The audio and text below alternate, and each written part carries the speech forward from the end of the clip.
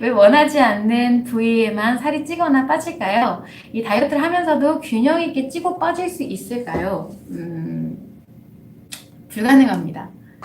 원하지 않는 부위에, 그러니까 특정 부위에 대한 것을 질문을 주시는 거예요. 기존에 운동적인 관점에서 봐도 살이 운동을 해서 다이어트를 해서 식이 섭취를 하든 뭘 하든 운동을 해서 살이 빠지고 찌는 것은 풍선 같은 거라고 보시면 돼요.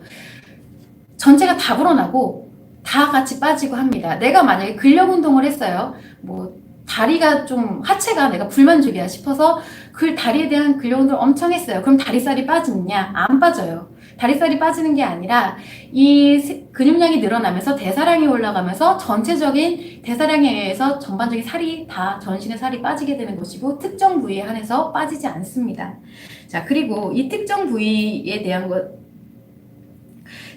왜 상체가 좀 더 찌신 분, 하체가 찌신 분에 대해서 예를 들어 보면 마음 관점에서는 이런 게 조금 있긴 해요. 여자가 상처가 많으신 분들은 좀 상체에 살이 찌는 경향이 있고요. 가령 솔로인 경우, 미혼인 경우는 솔로시거나 아니면 부부인 경우에는 부부관계가 원활하지 못하신 분들은 하체 쪽에 살이 찌시는 경우가 좀 있어요. 근데 이런 부분에 대해서는 제가 허심탄회하게 말씀을 드릴 수가 조금 애매한 부분이기 때문에 이것을 의학적인 관점에서도 해석을 해볼 수가 있는 게 무엇이냐면 여성의 호르몬 관련해서 설명을 드려볼 수가 있거든요. 여성이 이제 여성 호르몬이 가장 이제 좋을 때는 가슴과 엉덩이, 힙 쪽으로 지방이 많이 몰립니다. 그런데 이제 좀 나이가 들어서 여성 호르몬이 저하되기 시작하거나 이렇게 갱년기 가까이 들어가게 되면은 가슴과 힙에 있었던 이런 지방들이 복부라든가 허벅지, 엉덩이로 가더라도 뭔가 이게 탄력이 아니라 두루뭉실하게 이렇게 변하는 형태로 바뀌게 돼요. 그래서 결국 이게 특정 부위에 살이 찌는 이유가 있기는 있지만 그것을 어떻게 특정 부위만 빼느냐 그거는 사실 조금 불가능하다고 볼 수는 있어요. 다만 우리가 이제 키다이어트 이전에 먼저 임상을 한번 실험을 했던 적이 있거든요. 이게 여성 호르몬과 굉장히 밀접한 관련이 있다라고 저는 생각을 하는데 임상 실험에 있을 때 정말 신기한 일이 있었어요. 저는 이 키다이어트를 담당하게 되면서도 정말 깜짝 놀랐던 일인데 뭐 살은 안 빠지신 분들도 있어요. 그 노력 여하에 따라서 그것도 의지를 갖고 노력을 해야 되기 때문에 노력 여하에 따라서 살이 안 빠지신 분들은 있지만 호르몬 수치가 여성 호르몬 수치가 다 올라가셨어요. 여성 호르몬 수치가 뭐 지나치게 막 피끝대로 이렇게 절정으로 이렇게 막 올라가신 게 아니라 조금 더 이제 젊으셨을 때 수치로 회복이 되는 경우를 대다수를 봤거든요. 그러니까 이 결국 호르몬의 작용이라는 것은 심리의 밸런스에 대해서 밀접한 관계가 반드시 있다라는 거거든요. 내가 뭔가 심리적인 문제로 인해서 점점 상처가 많이 생기게 되면 심리의 밸런스가 무너지겠죠. 그러면 나이가 들면 들수록 아무래도 살아온 세월이 있다 보니 상처가 더 많이 생기게 될 것이고 그로 인해서 밸런스가 무너지게 되면 호르몬도 같이 저하가 되는 것이 연관성이 있다라는 거예요. 그래서 심리의 밸런스가 맞을 때는 내가 심리 문제로 하락됐던 이 호르몬이 그만큼 회복이 된다라고 보는 거죠. 그러면 우리가 이제 호르몬 저하로 인해서 여성의 성징이라고 할 수 있는 부분에 이제 지방이 다시 이제 복부나 허벅지 이런 데로 몰렸던 것이 원상태로 조금 돌아갈 수도 있다라는 거예요. 이런 이유가 왜 일어나느냐?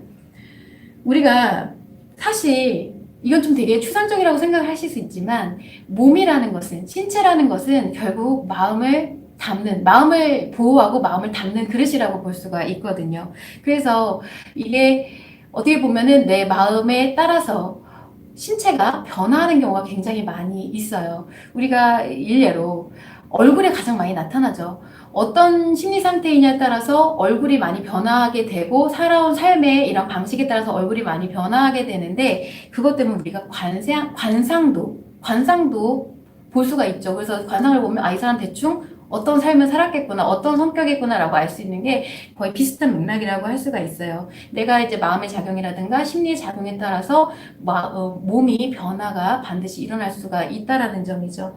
그리고 또 한 가지 이 특정 부위에 대해서 고민을 원하지 않는 부위라고 하시는 거에서 제가 뭔가 이런 약간 진심 어린 조언을 약간 드리고자 하면 무엇이냐.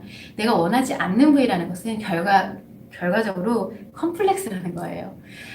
남들이 봤을 때는 그게 젤리님의 장점으로 작용할지 단점으로 작용할지는 사실은 알 수가 없는 부분이에요.